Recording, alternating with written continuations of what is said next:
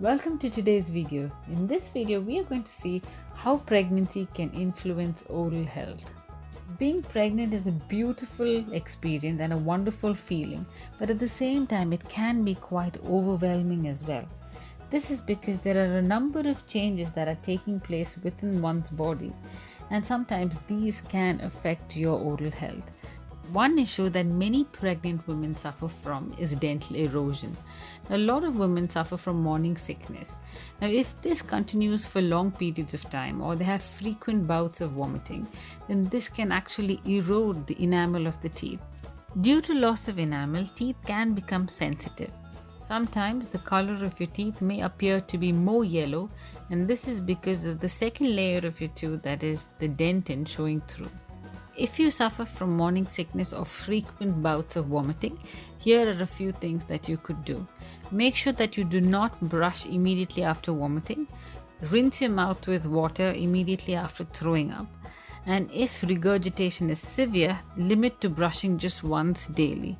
You could use things like sugar-free chewing gum to stimulate salivary flow, and always go in for alcohol-free mouthwash. Your teeth might become sensitive if you've lost the top layer of your teeth, that's the enamel. If that's the case, then make sure you use desensitizing toothpaste on a regular basis.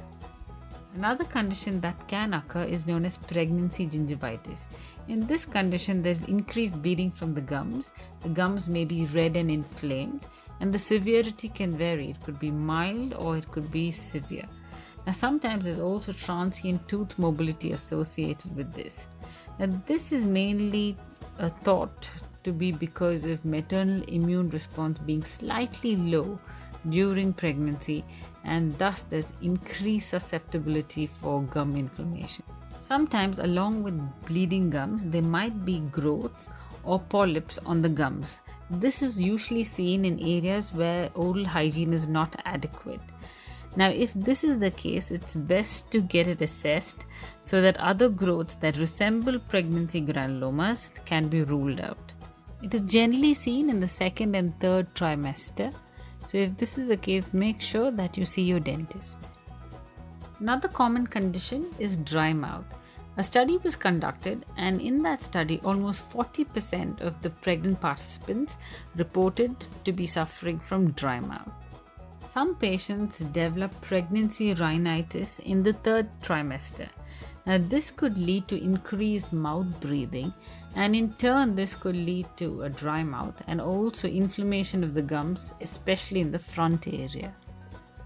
So, if you're suffering from a dry mouth, you can try the following. One is to have frequent sips of water. Avoid alcohol completely in all forms. Also, make sure you use only alcohol-free mouthwash. You can chew on sugar-free gum. This increases salivary flow. Maintain good oral hygiene, and you can also suck on sugar-free lozenges. So let's look at some other risks. Now, mothers with poor gum health with significant attachment loss are at an increased risk for preterm or low birth weight infants. Now, change in eating habits, that is like frequent snacking, can lead to caries. Increased levels of hormones such as progesterone and estrogen can loosen teeth, but the good thing is that this is only a temporary effect. Here are a few points to note. Now, certain active molecules such as PGE2 and TNF alpha, now these are usually involved in parturition, that is during the birthing process. Now, if there is an infection in the body, these are raised to artificially high levels, and sometimes this can foster preterm labor. So make sure you keep all sorts of infections at bay. The best thing to do is visit your dentist as soon as you learn that you are pregnant. And the second trimester is usually considered the safe trimester to carry out any dental care. Your baby's teeth start to develop in about the third month of pregnancy. So make sure you have a good diet and maintain good oral hygiene. Ensure your diet is rich in vitamin A, D, C, and calcium for good oral health.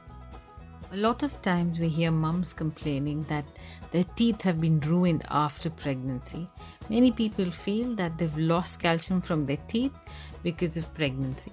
Now, the growing fetus needs loads of calcium, and if it's not getting adequate supply, the body will draw calcium from maternal bones. It does not take it from the teeth, but you do need strong bones to hold the teeth in place. So make sure that your diet is rich in calcium and you're getting enough supply of calcium. Some women develop a pigmentation on their cheek, and this is known as melasma or mask of pregnancy.